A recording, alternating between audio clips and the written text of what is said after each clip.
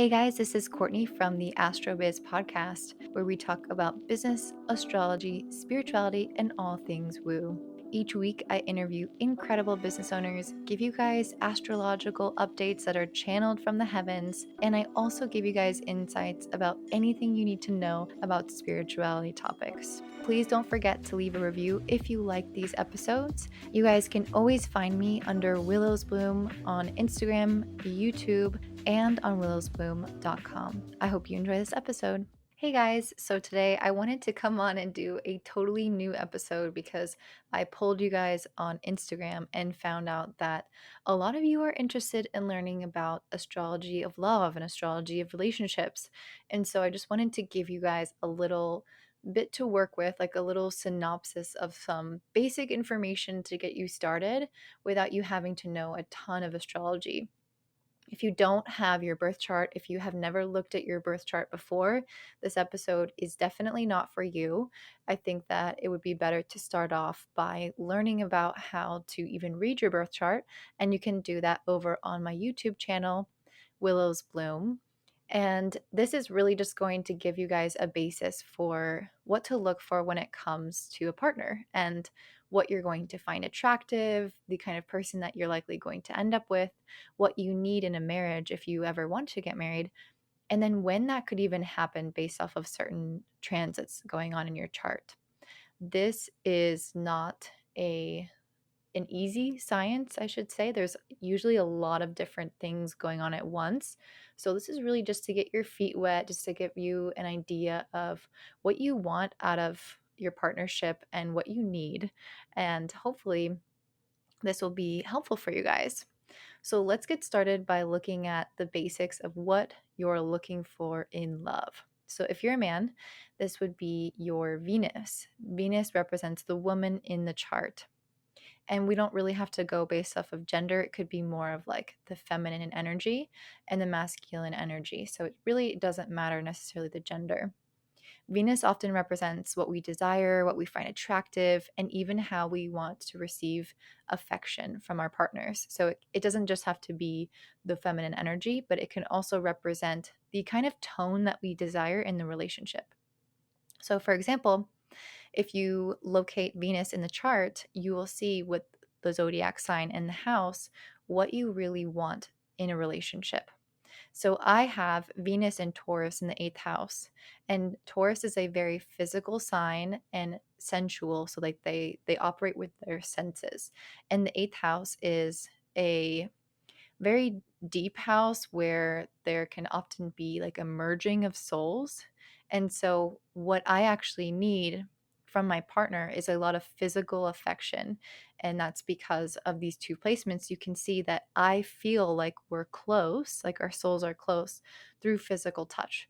So, if you locate your Venus, you can find out what you need in a partner. And I've been with people in the past and they were maybe less physical than me or had less like maybe they would rely more on like words of affirmation, things like that, and that's wonderful, but that really wasn't what I needed in a relationship. And I feel like this can tell you a lot about what you need, because sometimes you don't know the order of priorities. Like you think, oh, words of affirmation, like yeah, I want that, but then you don't really understand that that maybe would be number 3 and not number 1. And then you figure it out through lots of trial and error. Okay, so take a look at your Venus to discover the kind of woman you could end up with, or, a feminine partner, or it could be the way that you want to receive affection in your relationship and just like the overall tone of your relationship. Up next, you should look at Jupiter if you are looking for a man or more of like the masculine energy. So, Jupiter in your chart indicates kind of like that partner that you're looking for. So, I have Jupiter in the first house in Libra. So, I definitely want somebody who gets along with everyone, because Libra is the energy of the peacemaker, they're the mediator, and they're just people's people. They want to get along with everyone. It's also in the first house, which is the house of leadership. And so I definitely want someone who's very independent, who is a leader, who can take care of themselves. And you can see that all throughout my chart because I also have Aries in the seventh house. And I'm going to get to that in a minute, but that's a really important indication of the fact that I want a lot of independence within my relationship, and that's super necessary for me. Okay, so the next point that you can look at is Juno. Juno is an asteroid, and Juno represents marriage. It represents long-term commitment. So it's not just like your dating life, it's like when you choose your partner, that's the kind of marriage that you want to have with that partner. So this can represent like your loyalty or your faithfulness within a relationship, or even what you need to feel satisfied long term within love and romance. So, what do you need to have a successful long term partnership? You want to locate Juno and find the house and the zodiac sign that it's in. So, for me, Juno is in Leo in the 11th house. So, a really key aspect of my marriage, again, will have to do with being independent, because the 11th house is really about you and friends and other people and your environment. And in this kind of situation, it's not like super focused on just you and your partner, right? So it's like I would need somebody who would also be focused on those things as well. Another key aspect of the relationship is likely going to be centered around friendships and also humanitarian work, because that's really what the 11th house has to deal with. I also really want somebody who represents sort of like those Leo qualities. I mean, maybe not the person themselves, but like the way that they show up in the relationship. So oftentimes Leos are in within a relationship very romantic. And so that's not really someone that I've thought I would want to end up with actively, but I definitely feel like that would lead for me to a long-term successful partnership. And the reason I didn't think that I would necessarily need a super romantic person is because my Venus is in Taurus, which is super practical. So, like, there's always this element of me not expecting so much out of a relationship, but just kind of wanting things to be stable, wanting things to, I guess, be like, yeah, they show up the same way for me. Like, I can rely on them, and there's not a whole lot of expectations besides that. But if I want to look at the long term and not just a normal couple year relationship, then the romantic element, I suppose, would be an important part of that. Okay, so you also want to look at the fifth house and the seventh house when it comes to your love life.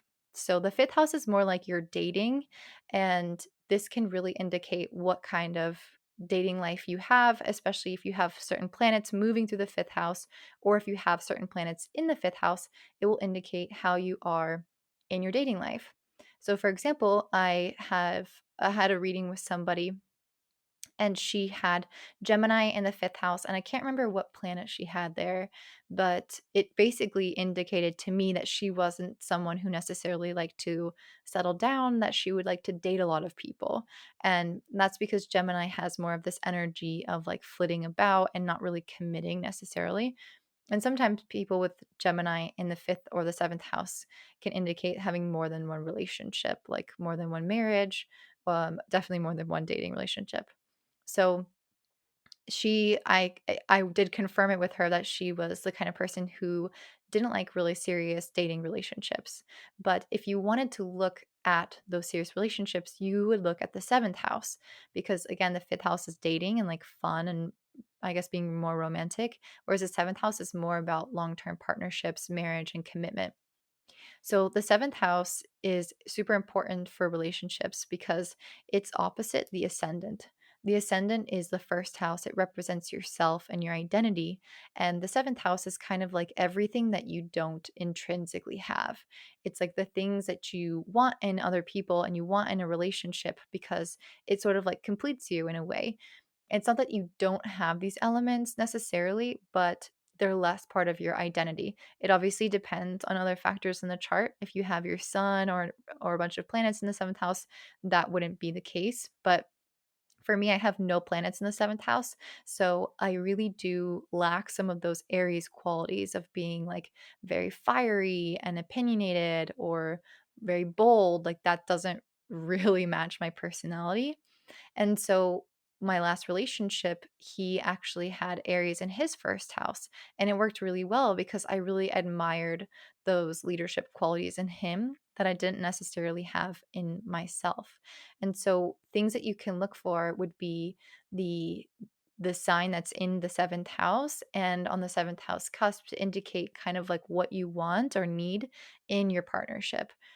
So I have Aries in the seventh house for most of it, but actually on the cusp, which is like that very first line of the seventh house, I had Pisces. And so part of what I need in a relationship is independence because of Aries, but then also a more romantic and soulful attraction with Pisces. Pisces is like spirituality and coming together with a partner on a deep soul level. And so that's really something that I think I need for a long term partnership, is somebody who can be there with me on a soul level and maybe even be spiritual themselves. So, what about if I want to look at somebody's chart and see if we're compatible? Well, there's so much to this that I honestly can't even get started. And I haven't dove super deep into this myself yet. So, I don't want to give you guys a bunch of information that's not true. But I do have some interesting things that I wanted to just bring up. So, if you want to see if someone's compatible, of course, you need their birth time and you need to create a like a chart, like two charts together, composite chart. So you have yours in the center and theirs on the outside, and you can see how the planets align with each other. One of the biggest things for compatibility is looking at where their Mars is located and your Mars is located. So Mars indicates sexual chemistry. So you want there to be some like sexual tension between Mars and another one of your planets. And so that's a really key indicator to look at, and you guys can explore that even more on your own. Another really interesting thing for me is to look at the South Node, because that can indicate karmic relationships that have shown up from past lives. So, for example, there was a key indicator in my chart and one of my good friends charts, and both of us had our south nodes aligned with one of the other person's major planets. I think it was South Node in Venus.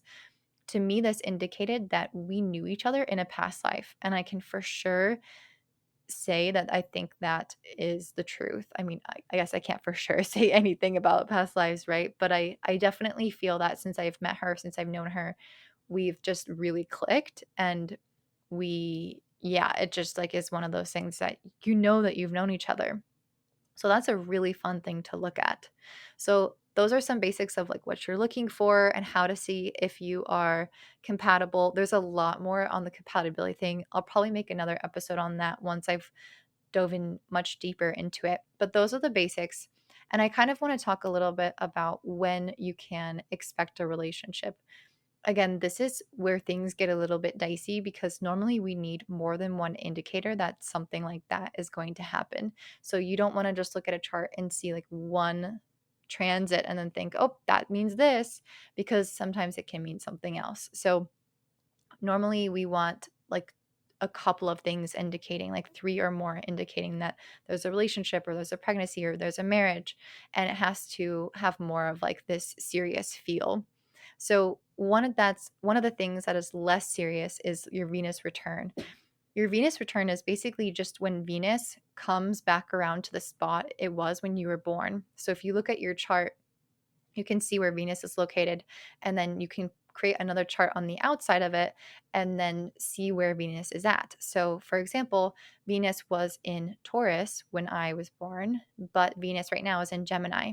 So, back in May or a little while ago, Venus returned to its spot when it was where it was when I was born. And so, this is like a very loving time.